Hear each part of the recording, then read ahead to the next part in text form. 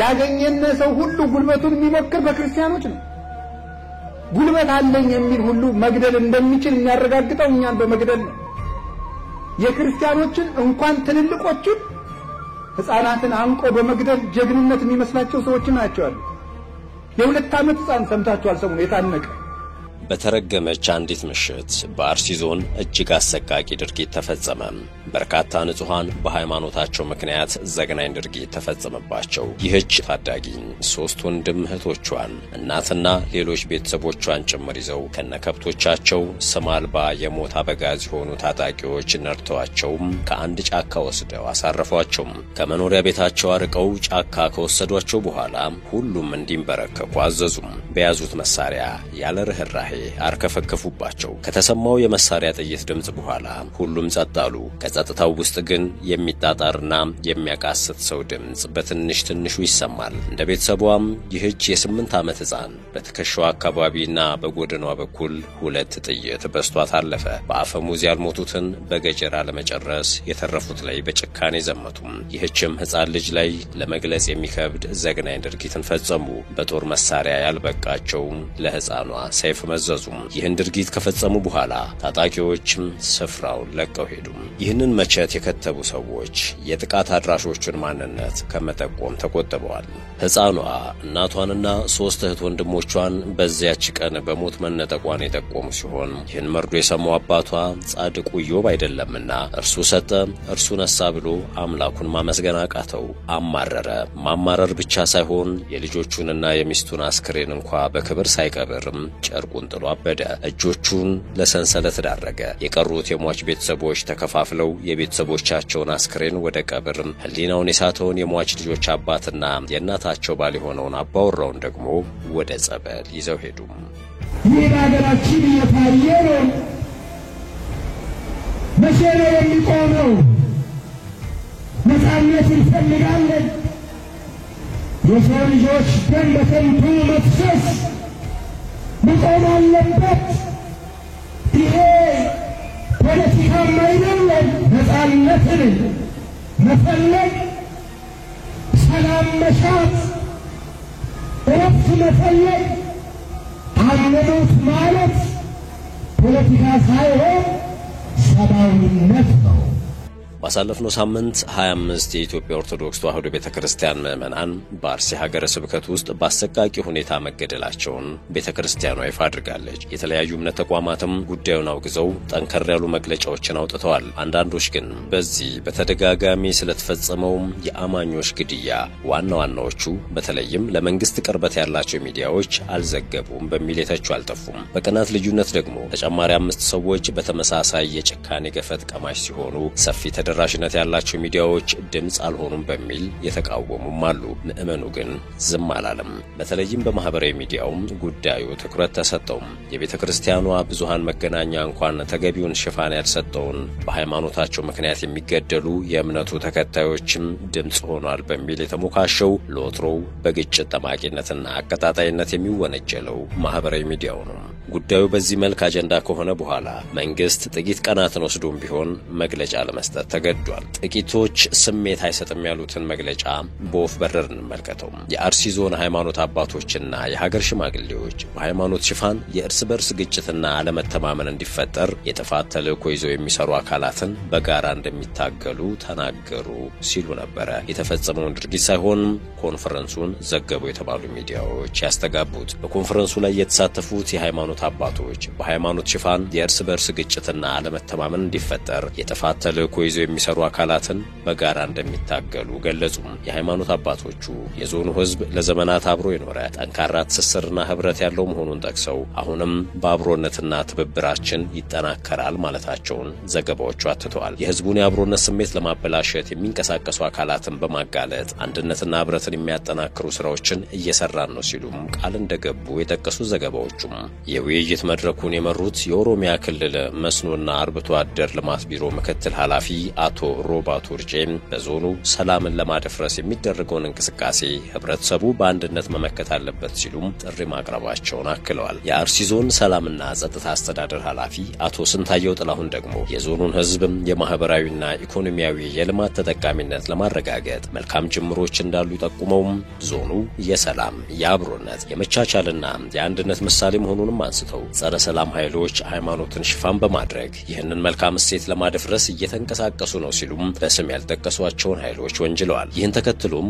ዜናው ሞቱና እገታው ለወጣው መረጃ ማርከሻ መሆኑ ነው ሲሉ ጋዜጠኞችና ሌሎችም አስተያየታቸውን ሲሰጡ ተስተውለዋል። የሃይማኖት አባትና የሀገር ሽማግሌ ንጹሃን ህዝብ ሲጨፈጨፍ ሐዘኑን ገልጾ ድርጊቱንም አውግዞ እንዲሁም ወደፊትም እንዳይደገም ከመንግስትና ከህዝብ ጋር ይመክራል እንጂ በሚጨፈጨፍ ህዝብ እንዲህ አይሳለቅም ተብሏል። ተደረገ የተባለው አዘጋጆቹ የሰላምና የልማት ሲሉ የጠሩት ኮንፈረንስ የድርጊቱ ፈጻሚዎች ግድያቸውን አጠናክረው እንዲቀጥሉ ከማድረግ ውጪ ሌላ ዓላማ የለውም የሚሉ አስተያየቶችንም ታዝበናል።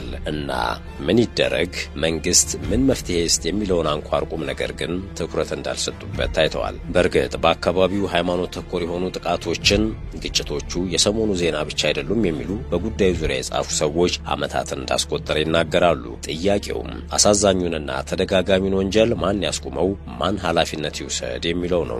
ዛሬም ያልተመለሰ ጥያቄ ግን ለማን የምንነግረው ይሄንን? ማን ነው የሚሰማን ይሄንን? ማን ነው የሚያቆመው ይሄንን? አሁን ይብቃ፣ ተለማመድነው። ስንት ሰው ሲያልቅ ስንቶቻችን ስናልቅ ነው የሚቆመው? ይበቃ። የሰላምና የልማት በሚል አርዕስት በተጠራው ኮንፈረንስ የተገኙ የአርሲ ዞን ሃይማኖት አባቶችና የሀገር ሽማግሌዎች የተባሉት አካላት የህዝብ ተቃውሞ ሲበረታ በተዘጋጀ መድረክ ላይ ከተነሱና አንዳንዶች በቂ አይደለም ሲሉ ከተከራከሩበት ጉዳይ ቀድሞ ሲኖዶስን ጨምሮ ስለ ጉዳዩ ይናገራሉ የተባሉ አካላት ዝምታን መምረጣቸው የአባት ያለ ያስባለ ነበር። ከጥቂት አባቶች በስተቀር በርካቶች ዝምታን መርጠዋል በሚል የተቹም አሉ። ምዕመኑ ግን ከመጠየቅ አልቦዘነም ነበር። ቅዱስ ሲኖዶስ ሆይ ወዴት ነህ? እረኛ ሆይ ወዴት አለ? የሚሉ ድምጾች ተሰምተዋል። በእርግጥ ነገሩን ለከረረ ፖለቲካ ዓላማ ለመጠቀምና የባሰ ያልተናበበ ቀውስ ለመፍጠር ሲጥሩም የታዩ አልጠፉም። ምክንያቱም ደግሞ በህዝቡና በሀገሪቷ ሽብር ለመፍጠር በታሪካዊ ኃይሎች ከሚመዘዙ ካርዶች ይህን መሰል የሃይማኖት አጀንዳ አንዱ ነውና በቅኝታችን የተመለከትናቸው ለመንግስት ቅርብ የሆኑ ድምጾችም መንግስት ነገሩን በጥሞና ለመከታተል እየሞከረ እንደሆነ የሚያስረዱ ናቸው። የእምነቱ ተከታዮች ግን አስራት፣ መባና ክብርን እንደ መስዋዕት እየተቀበላችሁ እረኝነትን በምላሹ መስጠት እንዴት አቃታችሁ ሲሉም መጠየቅን ተያይዘውታል። ይህ ማለት ግን ሁሉም አባቶች ዝምታን መርጠዋል ማለት አይደለም የሚሉት ጠያቂዎቹ እንደ አቡነ ይስሐቅና አቡነ ናትናኤል ያሉ አባቶች ፈጣን ምላሽ እንደሰጡም ይጠቅሳሉ። ብፁዕ አቡነ ይስሐቅ ከአርሲው የንጹሃን ጥቃት ለተረፉት የገንዘብ ድጋፍ በማድረግ አጽናንተው መመለሳቸውንም አውስተዋል። ህዝባችን እረፍት ይፈልጋል፣ ሰላም ይፈልጋል፣ ነፃነት ይፈልጋል። ሞት ሰለቸን፣ በቃን። መመሰስ ሰለቸን፣ ይበቃናል። ሀገሪቷ እረፍት ያስፈልጋታል። እኚህ አባት ሊቀ ጳጳስ ብፁዕ አቡነ ናትናኤል ናቸው። እርሱ ደሙን አፍስሶልናል፣ ስለዚህ ሌላ ደም መፍሰስ የለበትም። በክርስትናችን በሃይማኖታችን መገደላችን የሚቆመው መቼ ነው? ነፃነትን እንፈልጋለን። የሰው ልጆች ደም በከንቱ መፍሰስ መቆም አለበት። ይሄ ፖለቲካ አይደለም። ሰላም መሻት፣ እረፍት መፈለግ፣ አንሙት ማለት ፖለቲካ ሳይሆን ሰብአዊ መብት ነው ሲሉ የተናገሩት በዓመታዊው የመድኃኔ ዓለም ክብረ በዓል ላይ ነው። ደከመን፣ ብዙ ጊዜ ሰማን፣ እናንተም በእኛ ፈረዳችሁብን፣ እናንተም ወቀሳችሁን ያሉት ሊቀ ጳጳሱ ህዝቡም እውነት እንዳለው ነው የሚናገሩት። ግን ለማን ነው የምንነግረው ይሄንን ሲሉም ይጠይቃሉ። ማን ነው የሚሰማን ይሄንን? ማን ነው የሚያቆመው ይሄንን? ተለማመድ ነው እኮ ስንቶቻችን ስናለቅስ ነው የሚቆመው? ይብቃ የሊቀ ጳጳስ አቡነ ናትናኤል መልእክት ነው። ይህ በሀገራችን እየታየ ነው። መቼ ነው የሚቆመው? ነፃነት እንፈልጋለን። የሰው ልጆች ደም በከንቱ መፍሰስ መቆም አለበት። ይሄ ፖለቲካም አይደለም። ነፃነትን መፈለግ፣ ሰላም መሻት፣ እረፍት መፈለግ፣ ሃይማኖት ማለት ፖለቲካ ሳይሆን ሰብአዊነት ነው። ጳጳሱ አክሎም ሕዝባችን እረፍት ይፈልጋል። ሞት ሰለቸን፣ በቃን። ደም መፍሰስ ሰለቸን፣ ይበቃናል። ምድሪቷ እረፍት ያስፈልጋታል። ሕዝቡ እረፍት ያስፈልገዋል። ስለ እኛ ደም ፈሰሰ እኮ፣ በእርሱ ቁስል ተፈወስን እኮ፣ ሌላ ደም አያስፈልግም።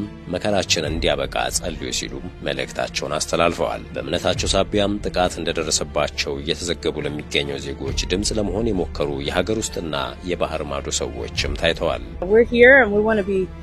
have a voice for the Christians and in Ethiopia, and we pray that you guys will hear the prayers and the cries of the people being persecuted there. በተያያዘም የህንድ ኦርቶዶክስ ተዋሕዶ ቤተክርስቲያን ሃይማኖት ተኮር የሆነውን ጥቃት በመወገዝ መግለጫ አውጥታለች። የህንድ ኦርቶዶክስ ተዋሕዶ ቤተክርስቲያን ቅዱስ ፓትርያርክ የአርሲውን ጥቃት አውግዘው የሐዘን መግለጫና ማጽናኛ ቃል መላካቸው ተሰምቷል። የህንድ ማላንከራ ኦርቶዶክስ ተዋሕዶ ቤተክርስቲያን ቅዱስ ፓትርያርክ ብፁዕ ቅዱስ አቡነ ባስልዮስ ማርቶማ ማቴዎስ ሳልሳዊ በአርሲ ዞን የተከሰተውን ዘግናኝ ድርጊት ያወገዙ ሲሆን ለኢትዮጵያ ኦርቶዶክስ ተዋሕዶ ቤተክርስቲያን ምዕመናንና ለጥቃቱ ሰለባዎች የማጽናኛ ቃል ልከዋል። ድርጊቱን አውግዘው ጥቃቱ እንዲቆም ጠይቀዋል። በስፍራው የተከሰተው ሰሞንኛ አሳዛኝ ክስተት ሕይወትና አካላቸውን ላጡት ብቻ ሳይሆን ለሕይወታቸው ዋስትናም ሰግተው ለተጨነቁት ጭምር እንደሆነም ነው እየተነገረ የሚገኘው። በዚህ ጥቃት ምክንያት ከአካባቢያቸው የተሰደዱ የሟች ቤተሰቦች የሚላስ የሚቀመሳተው በከፋ አደጋ ላይ እንደሚገኙ ነው እየተሰማ ያለው። እስካሁን ድረስም ተጎጂዎችና የሰለባው ቤተሰቦችን ለመደገፍ በተግባር የተንቀሳቀሰ አንድም የመንግስትም ሆነ የቤተ ክህነት አካል ይህን መረጃ እስካጠናቀርንበት ጊዜ ድረስ አልተሰማም። መንግስት ግን ወደ ስፍራው ጉዳዩን የሚያጠና ግብረ ኃይልም ሆነም ተጨማሪ የጸጥታ ኃይል ማሰማራቱ የሚታወስ ነው። ውድ የሸገር ታይምስ ቤተሰቦች ለአሁኑ የያዝነው ጥንቅራችን ይህን ይመስል ነበር። ስላዳመጣችሁን ከልብ እናመሰግናለን።